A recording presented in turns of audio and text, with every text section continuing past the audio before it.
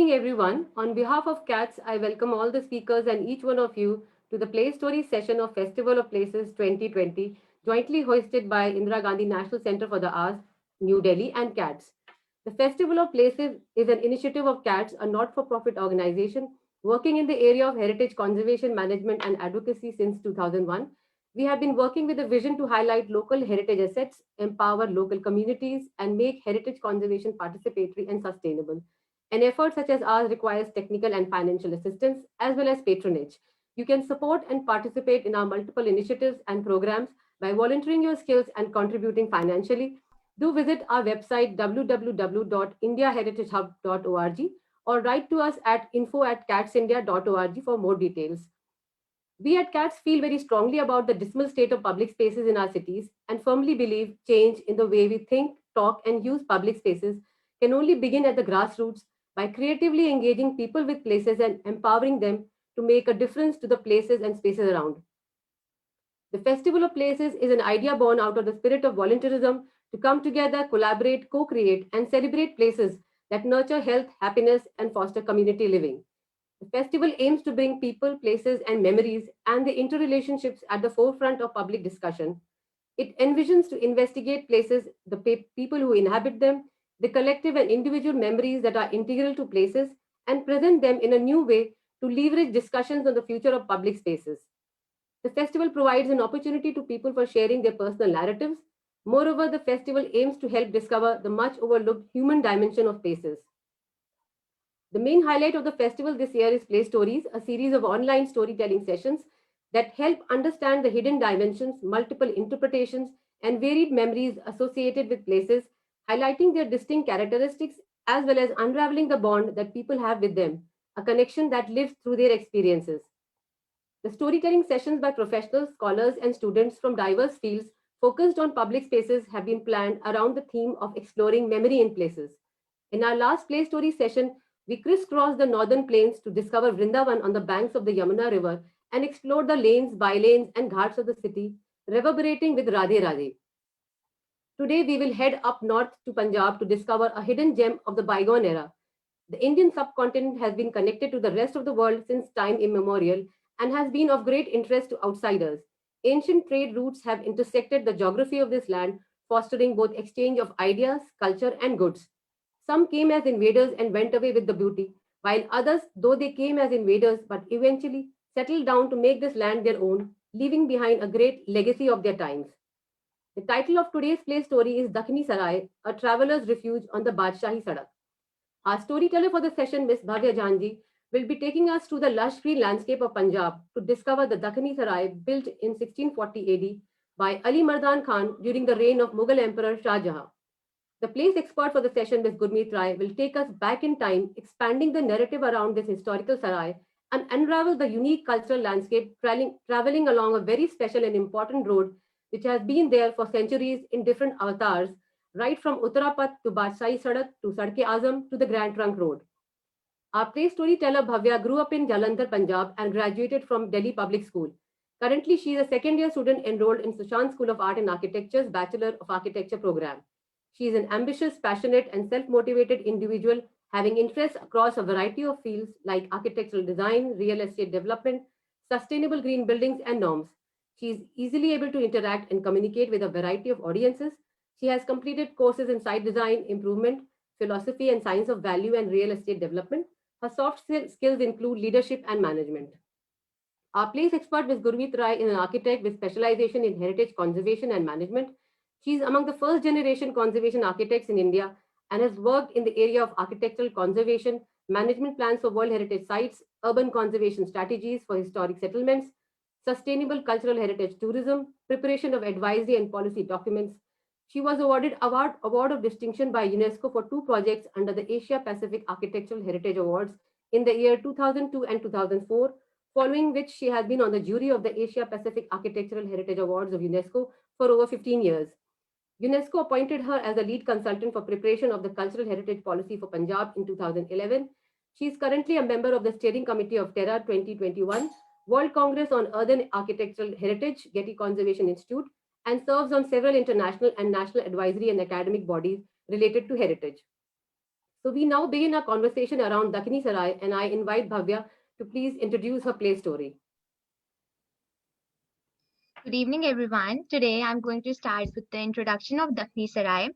This beautiful monument called Dakhni Sarai is located in Jahangir village of Jalandhar district on Nakodar Kapurthala Road at a distance of about 23 kilometers in Jalandhar city.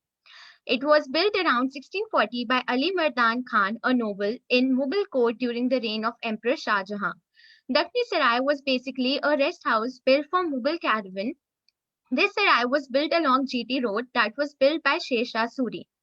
During the Mughal period, a lot of sarais were built for the soldiers of the king to rest while traveling, and a good number of sarais were built along the old highway from Delhi to Lahore as it was a popular route. Most of these sarais have remarkable built, and these serve as an example of architectural excellence of the Mughal time.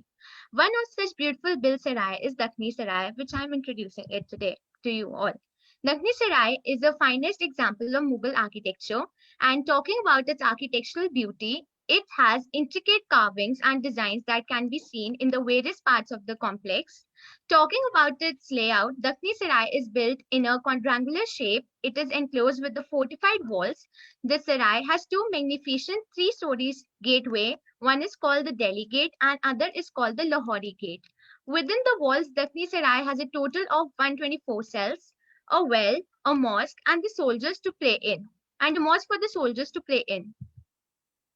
The monument is adorned with geometrical floral patterns and glaze tiles work, which makes the appearance look stunning. So, Urvashi ma'am, I would like to present. Yes, I will. Yeah. Okay, ma'am.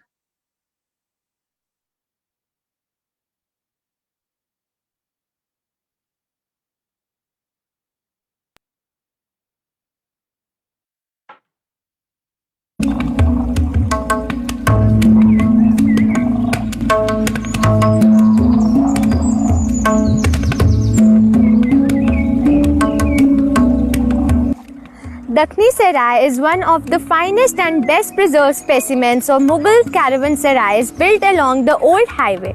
It stands in the village Dakhni on the Nakodar Kapurthala road about 12 km from Nakodar. The sarai is said to have built by the well-known Mughal noble Ali Mardan Khan during the reign of Mughal Emperor Shah Jahan about AD 1640. It comprises of 124 cells inside the Dakhni Sarai. Also, the mortars, as you can see in the blue color on the walls, is built with the organic colors and dyes.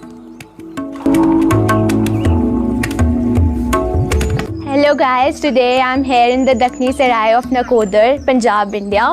And as you can see, it is one of the most beautiful and conserved sarai. And here the context of the site is really very beautiful. Along this side there is a river bank, and also here over the arch you can see a big humongous scale of arch, as you can see over here.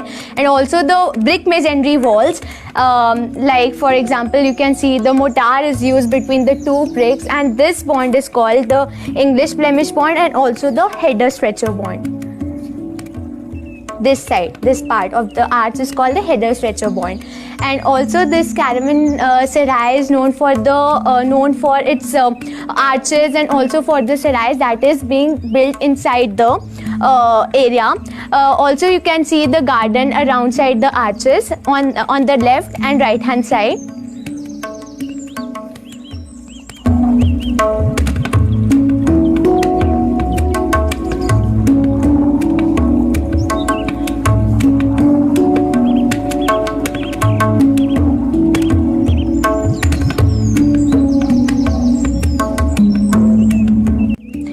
Comprises of 124 cells around a closed quadrangle with two imposing gateways in the center of the eastern and western quadrangle.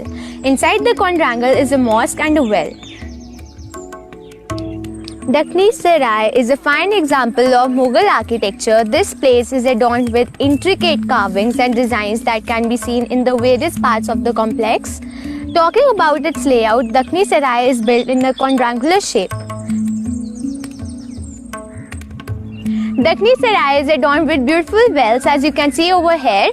It is completely constructed with brick masonry and it is so deep. There are circular domes on 4 corners of the outer wall of Dakhni Sarai that provided fortification. A gateway that projects out of the wall is strengthened by octagonal towers with domical cupolas on top.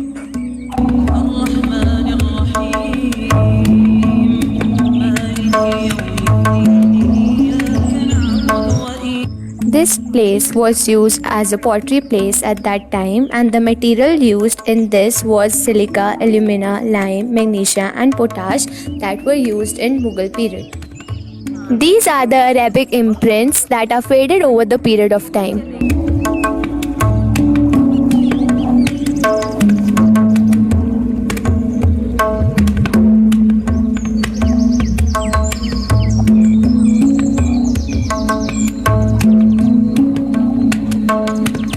Hello sir hello आपका experience कैसा रहा दक्षिणी सराय का? Hello sir hello आपका experience कैसा रहा दक्षिणी सराय का? ਸਾਡਾ ਬਹੁਤ ਵਧੀਆ ਲੱਗਾ ਮੈਨੂੰ ਇੱਥੇ ਆਣ ਕੇ। ਅਸੀਂ ਇੱਥੇ ਬਚਪਨ ਤੋਂ ਆ ਰਹੇ ਹਾਂ ਜੀ। ਸਾਡੇ ਦਾਦਾ ਜੀ ਦੱਸਦੇ ਨੇ ਕਿ ਉਹ ਵੀ ਆਪਣੇ ਬਚਪਨ ਦੇ ਇੱਥੇ ਆਂਦੇ ਰਹੇ ਆ।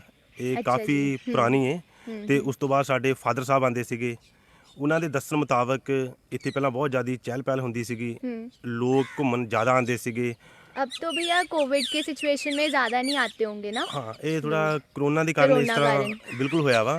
ਲੋਕ ਥੋੜਾ ਬਾਹਰ ਨਿਕਲਣ ਤੋਂ ਡਰਦੇ ਆ हाँ जी हाँ जी। ਜਾਂ ਟੂਰਿਸਟ ਏਰੀਆ ਜਾਣ ਤੋਂ ਡਰਦੇ ਆ हम्म, ਤੇ ਪਰ ਫਿਰ ਵੀ ਲੋਕ ਥੋੜਾ ਆਣੇ ਸ਼ੁਰੂ ਹੋਏ ਆ ਪਿਛਲੇ ਨਾ ਕੁਝ ਟਾਈਮ ਤੋਂ कुछ टाइम तक। ਆਣਾ ਸ਼ੁਰੂ ਹੋ ਗਏ ਲੋਕ। और भैया ये जगह जो है आजकल कैसे यूज़ करते हैं लोग? ਲੋਕ ਇੱਥੇ ਇੱਕ ਨਾ ਬਹੁਤ ਵਧੀਆ ਇਹ ਟੂਰਿਸਟ ਪਲੇਸ ਬਣਦਾ ਜਾ ਰਿਹਾ ਵਾ। ਅੱਜ ਕੱਲ ਦੇ ਨੌਜਵਾਨ ਮੁੰਡੇ ਕੁੜੀਆਂ ਜਾਂ ਫੈਮਿਲੀ ਹਨਾ ਇੱਥੇ ਆਣ ਕੇ ਬਰਥਡੇ ਸੈਲੀਬ੍ਰੇਟ ਕਰਦੇ ਆ ओके। ਤੇ ਬੜਾ ਚੰਗਾ ਲੱਗਦਾ ਵਾ। ਅਸੀਂ ਇਹਨੂੰ ਬਚਪਨ ਤੋਂ ਦੇਖਦੇ ਆ। अच्छा हाँ जी। तो मतलब आपको तो पता होगा बाहर की भी कौन सी चीज़ें यहाँ पे देखने लायक हैं। ਇੱਥੇ जैसे- ਬਿਲਕੁਲ ਨਾਲ ਇੱਕ ਨਾ ਇਧਰਲੀ ਸਾਈਡ ਤੇ ਗੁਰਦੁਆਰਾ ਸਾਹਿਬ ਪੈਂਦਾ ਹੈ अच्छा जी। ਤੇ ਲੋਕੀ ਕਾਫੀ ਉੱਥੇ ਆਪਣੀ ਸ਼ਰਧਾ ਰੱਖਦੇ ਆ ਤੇ ਲੋਕ ਉੱਥੇ ਜਾਂਦੇ ਆ। ओके। और एक मैंने नहर का भी नाम सुना है यहाँ पे। भैया मैंने यहाँ पे सुना है एक रिवर भी है साइड पे दक्षिणी सराय के, आजकल कैसे वो यूज़ हो रहा है? ਹਾਂ ਬਿਲਕੁਲ ਨਾ ਸਰਾਂ ਦੇ ਬੈਕ ਸਾਈਡ ਉੱਪਰ ਹੈ ਇਹ। ਅੱਜ ਕੱਲ ਇਹਦੇ ਵਿੱਚ ਨਾ ਥੋੜਾ ਪਾਣੀ ਗੰਦਾ ਹੋਣ ਕਾਰਨ ਲੋਕੀ ਇਹਨੂੰ ਯੂਜ਼ ਨਹੀਂ ਕਰਦੇ। ਸਾਡੇ ਦਾਦਾ ਜੀ ਦੱਸਦੇ ਨੇ ਇਹ ਪਾਣੀ ਬਿਲਕੁਲ ਸਾਫ਼ ਹੁੰਦਾ ਸੀਗਾ ਤੇ ਲੋਕ ਇਹਨੂੰ ਪੀਣ ਲਈ ਵਰਤੇ ਹੁੰਦੇ ਸੀਗੇ। अच्छा। ਪਰ ਥੋੜਾ ਜਿਹਾ ਲੋਕਾਂ ਦੀ ਅਣਗਹਿਲੀ ਦੇ ਕਾਰਨ ਇਹ ਪਾਣੀ ਬਹੁਤ ਗੰਦਾ ਹੋ ਚੁੱਕਾ ਵਾ, ਜਿਹੜਾ ਹੁਣ ਇਹ ਵਰਤਣ ਦੇ ਯੋਗ ਨਹੀਂ ਰਿਹਾ। ਇੱਕ ਮੈਂ ਸਰਕਾਰ ਨੂੰ ਅਪੀਲ ਵੀ ਕਰਨਾ ਚਾਹੁੰਦਾ ਵਾਂ ਕਿ ਇਸ ਦੇ ਵੱਲ ਵੀ ਧਿਆਨ ਦੇਣਾ ਚਾਹੀਦਾ। ਜਿੱਦਾਂ ਉਹਨਾਂ ਨੇ ਇਸ ਬਿਲਡਿੰਗ ਦੇ ਵੱਲ ਧਿਆਨ ਦਿੱਤਾ ਬਹੁਤ ਸੋਹਣੇ ਤਰੀਕੇ ਨਾਲ हाँ जी। ਸਰਕਾਰ ਨੇ अब ਇਹਦੀ तो ये ASI के अंडर है बिल्डिंग। ਹਾਂ ਇਸ ਦੀ ਬਹੁਤ ਵਧੀਆ ਦੇਖਭਾਲ ਹੋ ਰਹੀ ਆ। ਇਹਦੀ ਸਮੇਂ-ਸਮੇਂ ਦੇ ਨਾਲ ਮੁਰੰਮਤ ਹੁੰਦੀ और ਰਹਿੰਦੀ। भैया ये काफ़ी साफ भी रहती है। तो बिल्कुल। तब से लेके अब तक तो काफ़ी चेंज आया है ना, मतलब जब आपके ग्रैंडपा थे उसके बाद अब जाके। ਹਾਂ ਉਹਨਾਂ ਦੇ ਦੱਸਣ ਦੇ ਮੁਤਾਬਕ ਉਦੋਂ ਤਾਂ ਬਹੁਤ ਵਧੀਆ ਸੀ, ਉਦੋਂ ਦੇ ਹਾਲਾਤ ਜ਼ਿਆਦਾ ਵਧੀਆ ਸੀ। ਪਰ ਸਮੇਂ ਦੇ ਨਾਲ ਜਦੋਂ ਸਰਕਾਰ ਨੇ ਇਹਦੇ ਵੱਲ ਧਿਆਨ ਨਹੀਂ ਦਿੱਤਾ ਇਹਦੀ ਹਾਲਤ ਖਸਤਾ ਹੋ ਤਬ ਚੁੱਕੀ ਹਾਲਤ ਸੀਗੀ ਖਰਾਬ ਹੋ ਗਈ। ਤੇ ਹੁਣ ਸਰਕਾਰ ਨੇ ਇਹਦੇ ਵੱਲ ਧਿਆਨ ਦੇ ਦਿੱਤਾ ਵਾ। ਇਸ ਲਈ ਸਰਕਾਰ ਦਾ ਧੰਨਵਾਦ ਕਰਨਾ ਚਾਹੁੰਦੇ ਆ। ਇਸ ਨੂੰ ਬਹੁਤ ਵਧੀਆ ਮੁਰੰਮਤ ਇਸ ਦੀ ਸਾਫ਼ ਸਫਾਈ ਦਾ ਧਿਆਨ ਦਿੱਤਾ ਜਾਂਦਾ ਵਾ। ठीक है भैया, thank you so much. Okay thank you. Hello ma'am, Hello. how was your experience in Dakhni Sarai? I've come here at least maybe 50, 100 times. I live nearby. I think I've seen it from being in absolute ruins to the way it is now. And whoever comes from anywhere in the world, we bring them here to show them a little about the past.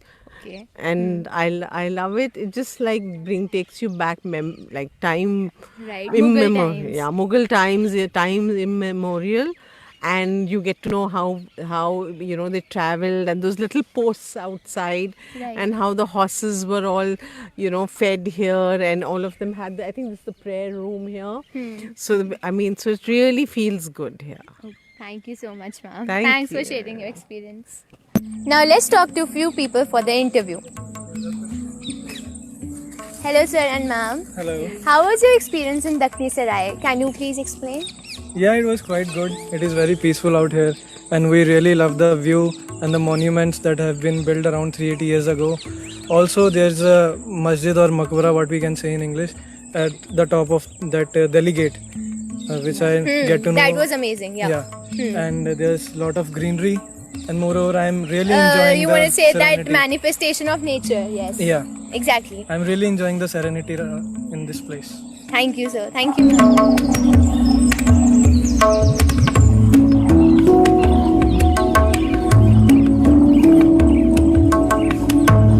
There are circular domes or four corners of the outer wall of Dakhni Sarai that provided fortification. A gateway that projects out of the wall is strengthened by octagonal towers with domical cupolas on top.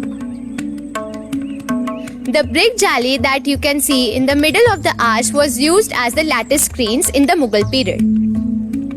This long elongated structure acted as a drainage system during that time.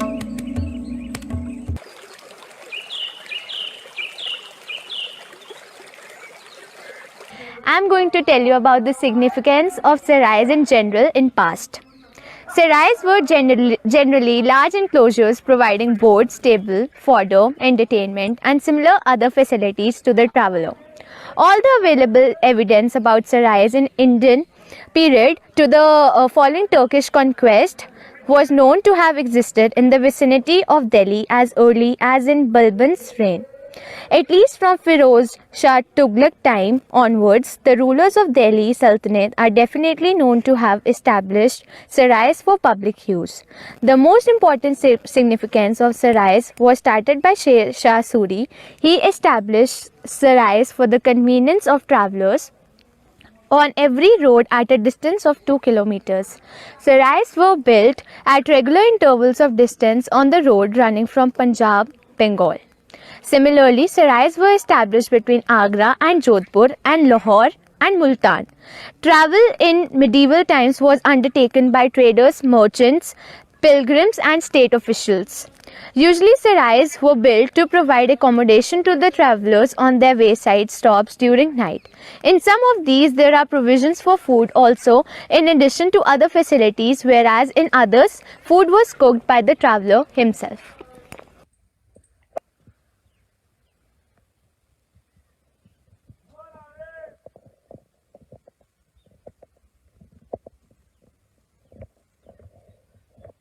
It is the only Mughal bridge left in Punjab. The Mughal bridge is made up of Lakhori bricks and has 5 arch spans. The central begin the highest and other 4 in receding order.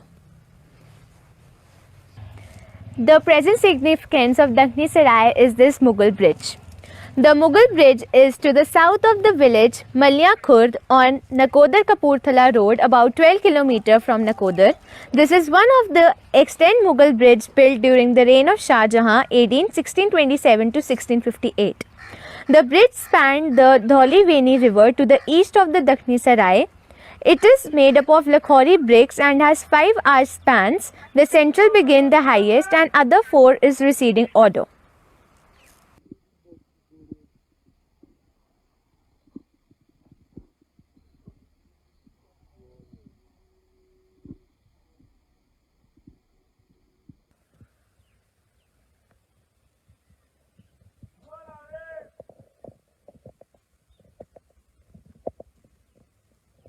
The Mughal bridge is made up of Lakhori bricks and has 5 arch spans. The central begin the highest and other 4 in receding order. Dakhni Sarai is a beautiful monument that gives insight on Mughal time. A visit to this monument is totally going to be worth your while. It is beautifully designed and well-preserved structure that tells the story of Mughal times. A must-visit monument to look at olden times.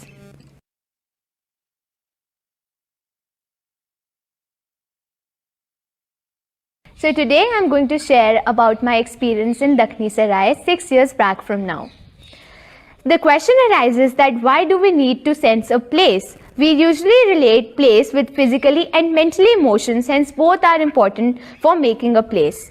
There is a difference between space and place, as space is associated with memories and space helps in making a place. Dakhni Sarai isn't a space, but now it has turned into a beautiful and unforgettable place for me. I was 14 when I visited here with my grandfather, who was an architect. He was really fond of historical monuments and public places related to history. 6 years back from now, the ambience was totally different. Tourists and visitors along with some localites came to visit our hidden heritage of Punjab. We were allowed to rest for a while in the garden. My grandpa made me understand the use of sarais and how it catered the purpose of resting for the traders in medieval period. And when I came here again after 6 years, this place made me smile again, as I was unaware of the fact that even I would be following the footsteps of my grandfather.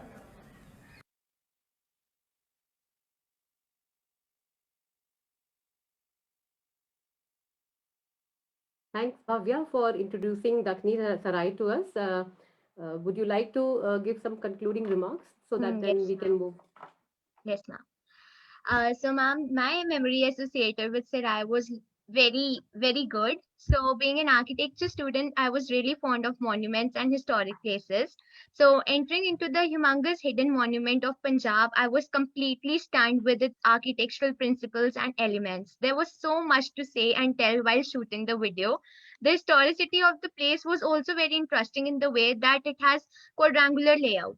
I must say that the architects at the time of Mughal era were truly talented with their artistic skills as well as their constructional approach towards the complex.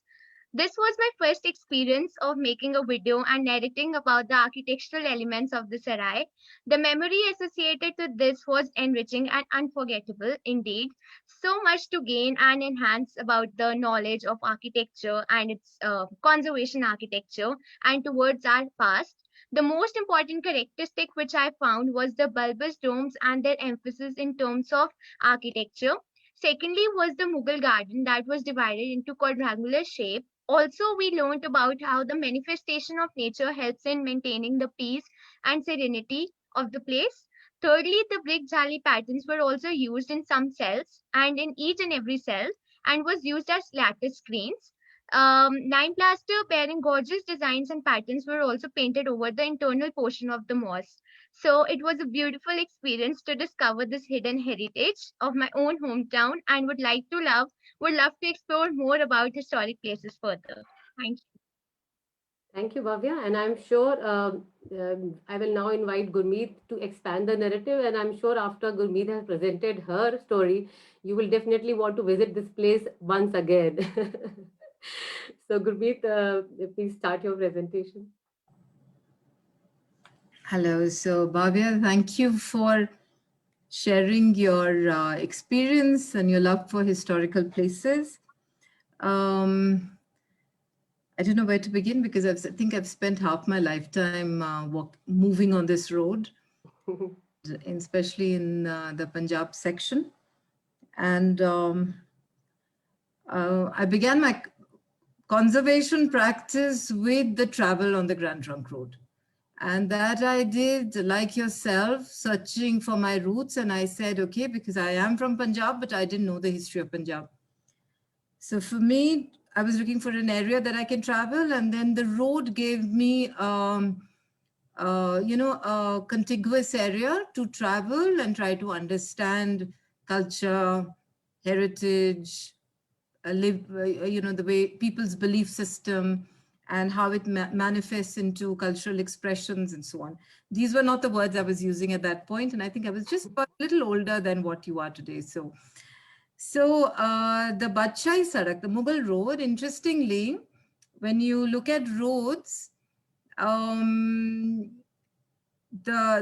Uttarapath, the Great Northern Highway, which kind of passes through from Punjab on one end, on the western side, all the way to Bengal, is something which existed even before the medieval time. This existed in the ancient time.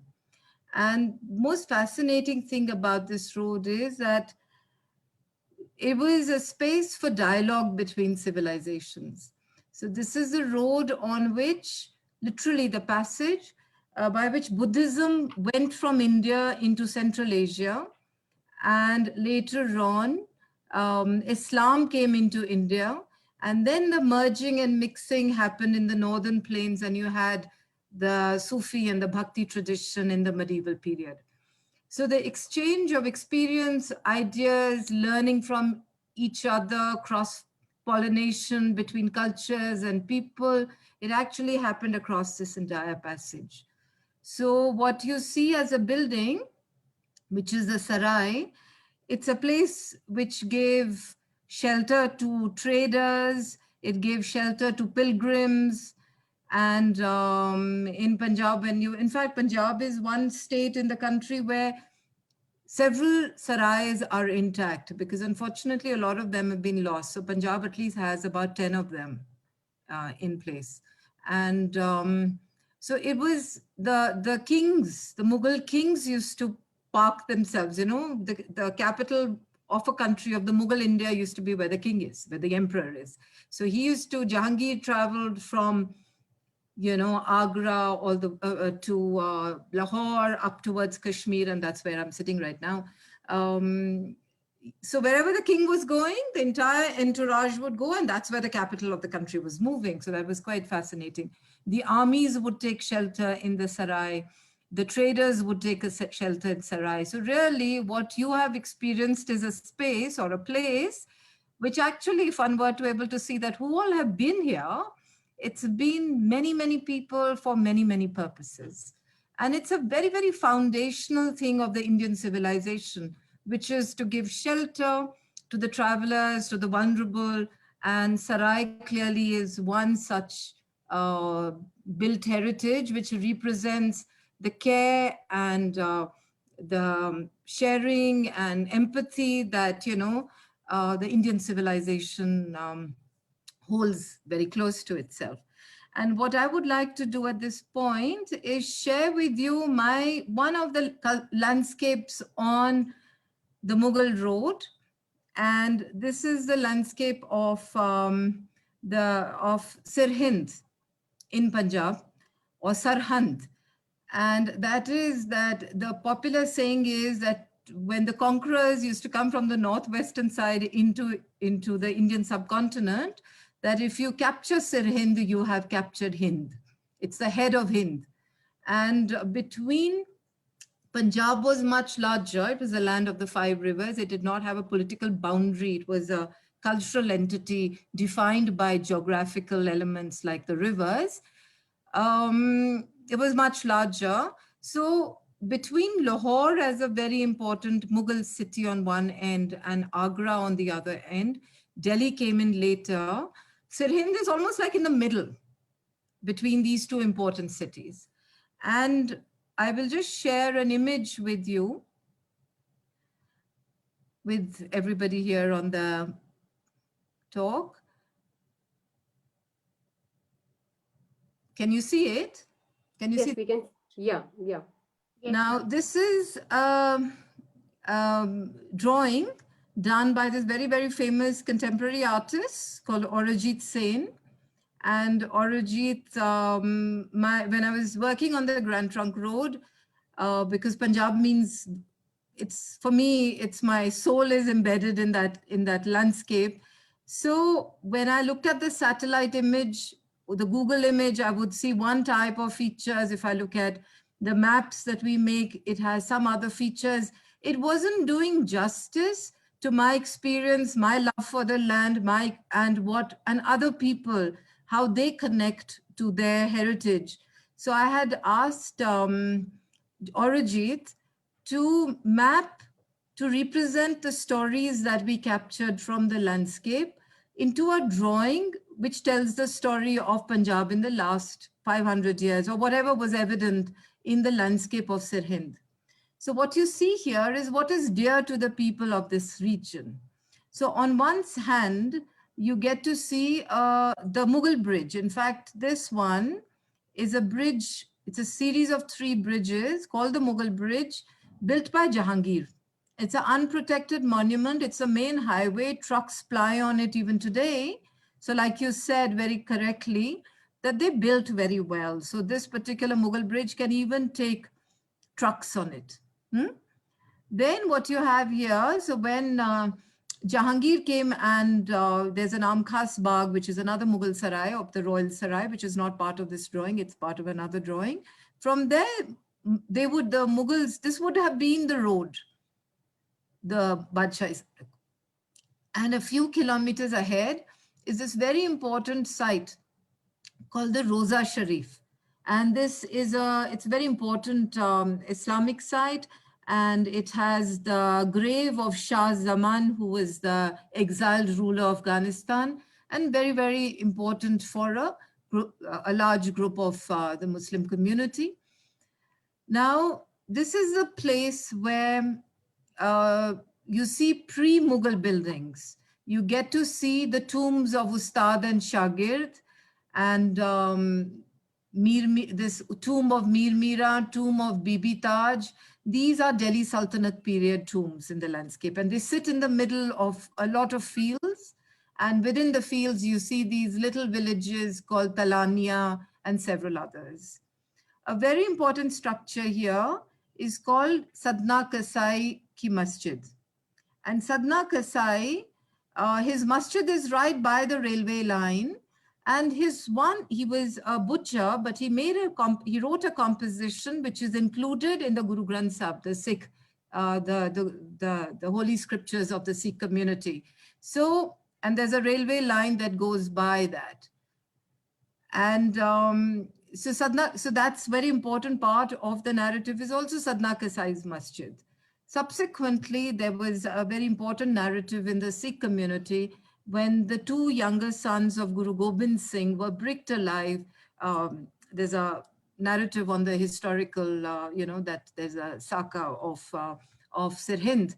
And there, what marks the site of that particular historical tragic event is the Fatehgarh Sahib Gurdwara. And this is the drawing of that Gurdwara with those two Shahzadas, the young ones, being bricked alive like this. And then so when after they were bricked alive, there was a trader, a businessman, a Hindu businessman called Todar Mal, who actually went to the Wazir and he wanted to take the bodies of these young Shahzadas and wanted to give them a respectful cremation.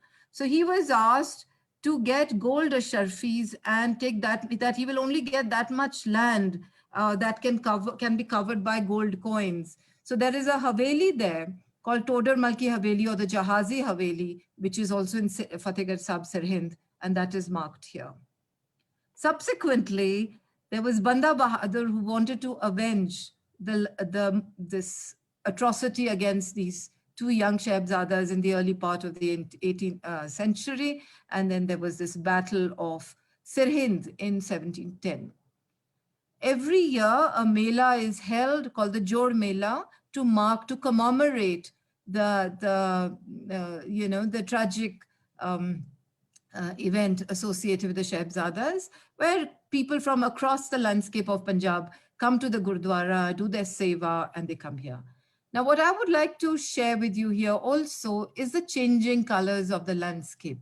So you see the green crop here, you see the mustard in a later part of the spring, subsequently the wheat ripens in the summer, and then you have the fields like this.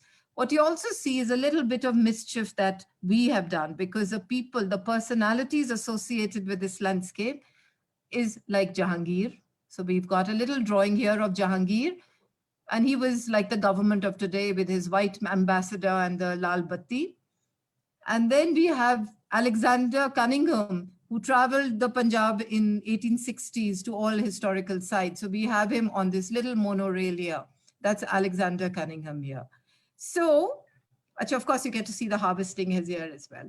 So what I would like to share with you is that when you look at a landscape, like you saw one monument, there are your personal memories. There are memories of communities around. There are stories that every element, whether it's building or the landscape or the road or fairs and festivals or the food, they all come together to make that experience of that place. So this is something which Aurojit did for me. And to my mind, I'm sure you'll agree that this is a beautiful representation. And this is my little, and it captures my experience and it captures my memory as a Punjabi, as a person who's worked as a heritage practitioner. And it also captures little nuances of how people of this land associate with this particular landscape.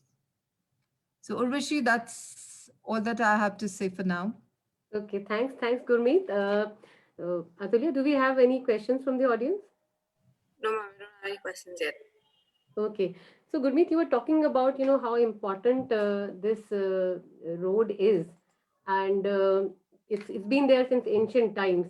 Could you also throw some more light about the evolving nature of this major imperial highway, which has been there right from, I would say, the times of the Mauryan period down to Sher Shah Suri, and then during the Mughal period. Yeah, Urvashi, what I really, when I look at a historical period, and I always compare it to the current times as well, because the needs of human beings, the needs of society remain the same. And even in terms of human behavior remains the same. So when I look at this road and I see, and as students of architecture or cultural heritage practitioners, we actually then see the manifestation of what was happening, what were the learnings, what were the experiences that were the cross-fertilization that was happening. So one big phenomena that happens is the making of cities. So we start seeing important cities like Lahore or Sultanpur Lodi or Agra or Delhi. And like that, if you go all the way down to the eastern part of the road, you see this whole phenomena of city building that happens. Because once people are traveling and moving around that, they are bringing traditions, there's trade then starts happening, the city starts growing, economic development happens, new traditions come in, new skills come in with the travelers, with people who come across. And then you have craft that develops, architecture that develops. People, when traders come, they take things that their part of the world needs and they bring what this part of the world needs. So new kind of knowledge systems kind of evolve. Literature evolves, music evolves. So we look at Hindustani classical, whether we look at the traditions of the Indo-Gangetic Plain or the Indus Valley. You have poetry of Amir Khusro in the Indo-Gangetic Plain, and you have Bulle Shah, Baba Farid in the Indus Valley Plain. So, these kind of things develop. A very important thing also develops is faith and belief. So the Sufi Bhakti, the pure contours of the earlier Hinduism practice or Islam in its one tradition towards the more orthodox or whatever towards the western part, Central Asia. When it comes and merges in India, you get a new tradition. So from the earlier times, from the Buddhist period all the way to the Mughal period, and subsequently, in fact, the only lot who come from the other direction is the British. The British came by sea. Yeah. So they come to Calcutta and in 1757 and travel all the way up north. And they come to Delhi in the early part of the 20th century. So while the Buddhism and the Islam tradition and the evolving of these cities is from Central Asia to the subcontinent, the colonial influence comes from Calcutta and moves up. And that's when the road becomes the Grand Trunk Road. They realign it to control this northern plains, and they put the railway line and all that. So you actually can capture 2,000 years of the evolution of a civilization, if not more, or 2,300 years, by just watching what is happening on this passage. Yeah. That's quite true. And in fact, as festival of places, we are trying to look at public spaces and how people connect with these places. So it is important also not just to look at contemporary places, but also look at places which were historically also functioning as public spaces. And I'm sure these sarais, although we see what we see is just the physical fabric of it, but the life within is something that we probably may not be able to imagine. So are there any sources which actually tell us about what was happening in those sarais? How are these functioning? Yeah, there are multiple sources, archival sources. For instance, even if you were to look at Ain-e-Akbari, or you will actually get to understand that how were the royal sarais used when the emperor was traveling, and how this would morph, these sarais would morph into like a citadel So it's like, you know, you had the fortification, you had the mosque, and you had the water bodies and these gates, and between tents, living in tents and all that, how the cities would move, how the entire entourage would establish itself and travel up like that. There are a lot of sources which also, like Kim, Rudyard Kipling's piece of work, it also tells you there are even other Mughal period sources tell you about the decree of the ruler, that how it was during Shah Jahan's period, Jahangir's period, there were the decree of the emperor that sarais were free of charge for the travelers, more specifically the traders. And it was also that they were mandated, the caretakers of the sarais, to give free food and ration, cooked food to the Muslim travelers, and dry rust, the dry uncooked food, to the Hindus. And that also not because they were being discriminated, because the tradition of making food, and you know, with this caste system, you don't have somebody touching your food and all that. Yeah, yeah. So there was free food was being made available to the traders. There was a certain way that these spaces were being used. In fact, it's quite interesting to see the nature of settlements around it. And, you know, even for Sikh history, I would say, like, you know, there are several sarais, Mughal sarais of Jahangir period, who was a contemporary of the sixth Sikh Guru, Guru Har Gobind.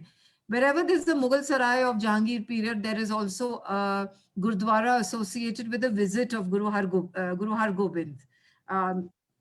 Sirhind being one of that. So in fact, the narrative that I would like to understand of the relationship between the Mughal administration and the political regime and the Sikh gurus, that what was the relationship with the Mughals of the Sikh gurus, I get more information looking at these landscapes than I get in historical records. Yeah. So sometimes historical records are useful, which is more from the more classical type of, but a more vernacular narrative is available more in folk tales or in music, the poetry of the area, songs, as well as trying to understand the built fabric. Yeah, yeah. So also, in fact, you know, it would be also interesting to see because Sarai in itself was a sort of a nucleus for you know, growth and development in the surrounding areas. So it would be also interesting to see how the region around was, you know, shaping up. You know, what was the, you know, manner in which the villages were coming up. And I'm you know, I read somewhere that, you know, there was a very unique typology of settlement which actually got associated with these sarais. So would you like to, you know, share something about that? You know, how I think some of the names of the settlements are also use sarai as a part of the name of the settlement. Yeah. So, you know, for instance, there's quite a range here. Because, for instance, if I were to give you the story of Sultanpur Lodi, which has a sarai there, which later on, which is built on the probably when Huin Sang traveled in this part of the world on the Uttarapath, he went to Sultanpur Lodi. And this is something which Christopher Alexander also talks about. So there's a mound, and on top of the mound is a sarai. Now, Sultanpur Lodi gets its name from the Lodi period because there was Daulat Khan Lodi who was kind of ruling this area.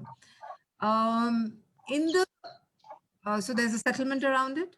And next to the settlement, you also have, next to the sarai, you also have a Anaj Mandi.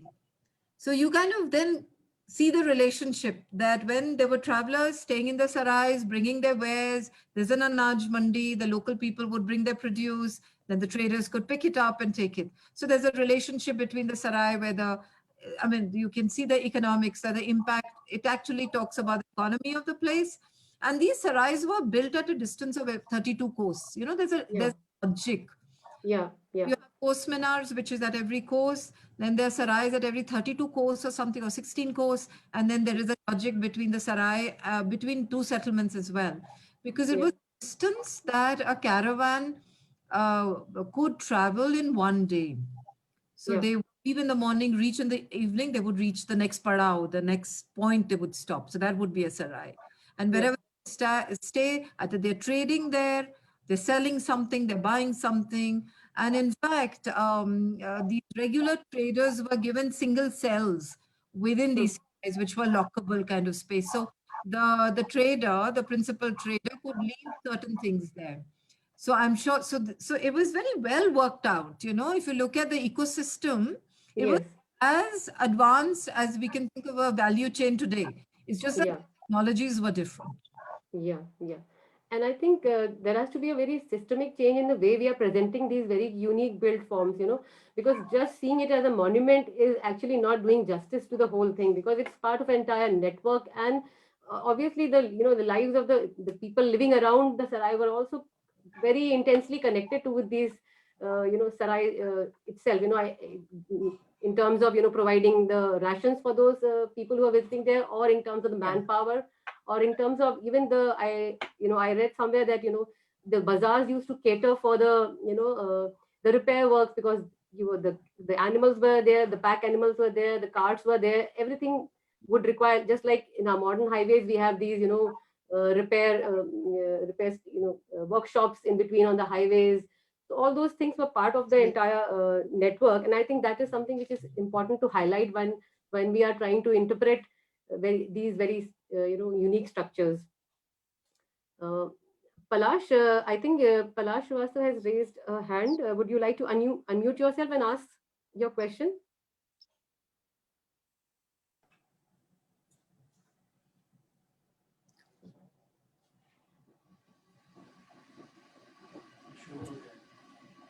Palash, are you there? Okay. So, yeah, in fact, so just continuing our discussion further, uh, when we are talking about, these networks, uh, how does one, when we are looking even, in fact, at the Sarai itself, so the Sarais used to have these restrooms and the mosques and Yeah. do we find some? Sorry. Are you able to hear me now? Hello? Yes, we can. Yes, we can hear you. Please go ahead. Okay. So I'm in fact exquisite, I would say, both the presentations and particularly Gurmeet. I think this is the value that has to really kind of come through even when we are actually trying to make any intervention in a say a, a a place which is full of legacy for even if there are small infrastructure interventions which are to be made.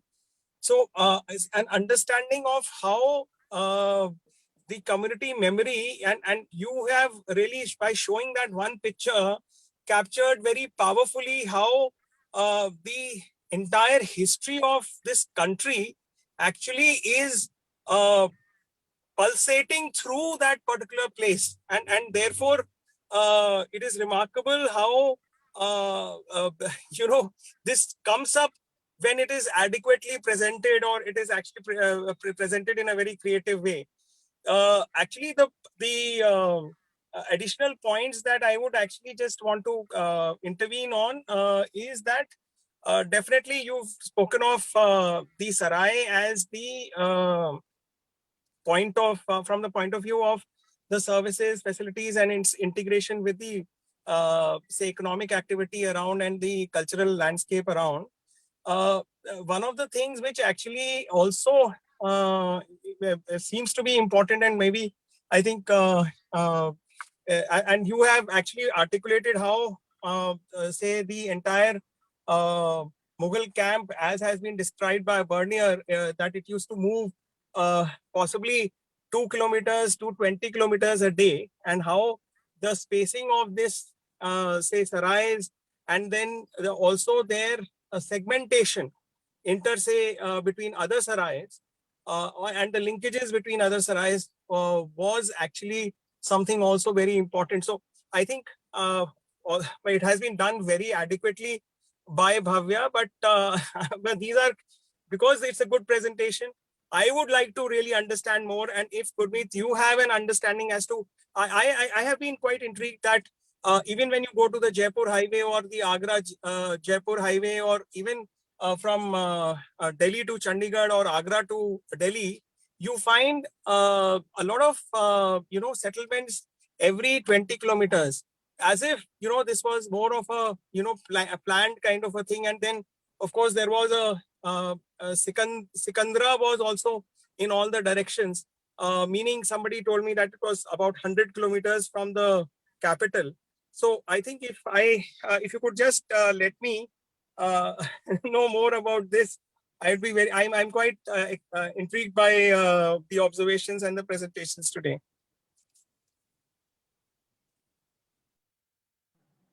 Thank you so much for your kind words, Palash. The point is that we actually learn a lot when you're interested. I think it all starts with an interest. So when young people it's very reassuring when people like Bhavya, go and look for hidden meanings. So you begin with the actual tangible, what meets the eye, and then you go deeper and deeper. And it only goes deeper when that touches you. And I don't know whether the interest leads you to going deeper, or is it because I don't know what comes first.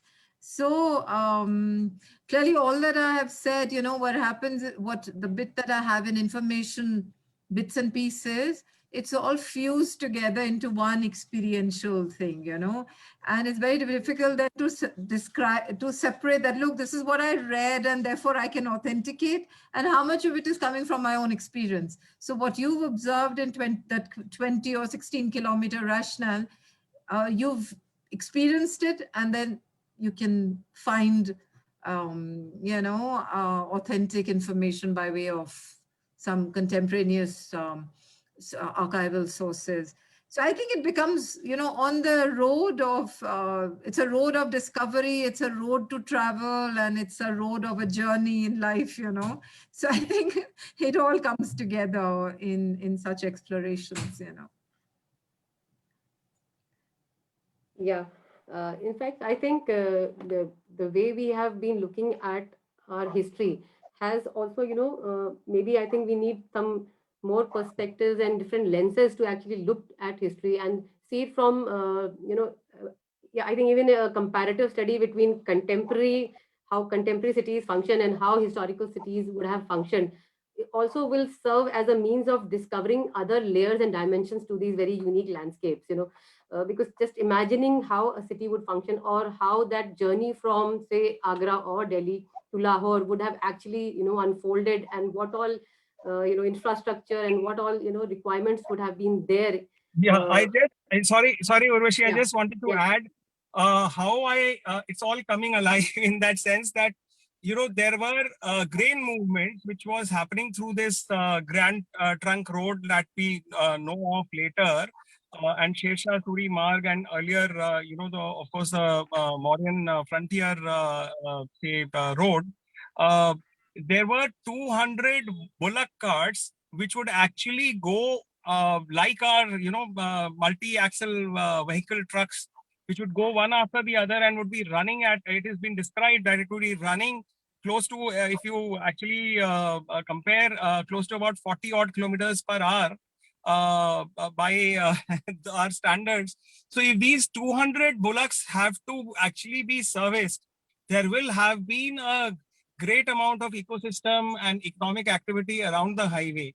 So I'm just sharing some, something which could actually become very visually exciting for young people like Bhavya, that, if you delve deeper, you would find that it is not that these highways that we really kind of now traverse have been always been, lined by the delineators and road markings and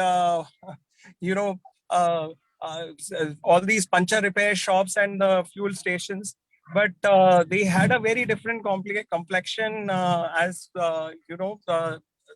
from the contemporaries to the times that they serviced. So I'm glad. I think this was taken up as a topic, and thank you so much. Thanks, Palash. Gurmeet, anything else you would like to, share with us? Because now that we have all been very interested by, the landscape of Punjab, and in fact, that's the area where all the, right from the Saraswati Valley civilization to the later period, this entire belt has been very active in terms of, development, whatever development was happening in the northern part of the country. So would you like to share something else which is of interest to the topic? I think with these unusual times that we've gone through in the last in 2020 with the COVID and all that, and I think what has been very encouraging is that what I hear, especially in this place in Kashmir, I got to hear that a lot of young people traveled their own state because they didn't want to sit inside their homes, so they all went on treks. And so the tourism department has been saying that, it's the local young tourists that they have catered to this last year. So I think it's very important to travel your own landscape, the country, because I think India needs to be understood better by Indians themselves. And it's very important to not be too, elite about how we look at our built heritage. It's not about the size and the known patrons and what you read and you go to. Make your exploration your personal experience.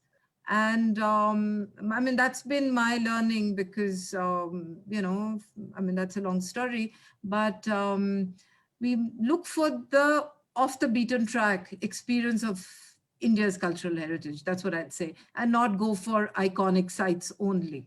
That can be a point of entry, but spend more time in the larger landscape with ordinary people. So I think that's how you get to know yourself, you get to know your culture, you get to see your, and if you're a heritage practitioner, that's when you know how to, engage with and work with your heritage. So thank you so much. It was lovely, and congratulations, Urvashi. This is such a lovely initiative, really. Thank you so much. And I think it's very true what you have said that, we are just looking at individual pieces. We are looking very micro. The moment we rise a little above the ground, and we automatically start seeing those connections and networks. So I think that's where the whole, the intensity of information, the depth of the information will come only once we, move a bit away and look at the larger landscape rather than just one, one building, one settlement. In fact, I would say, Urvashi, the word we should say that grow your roots, go deeper into the ground, not above the ground. Grow deeper and grow taller as well.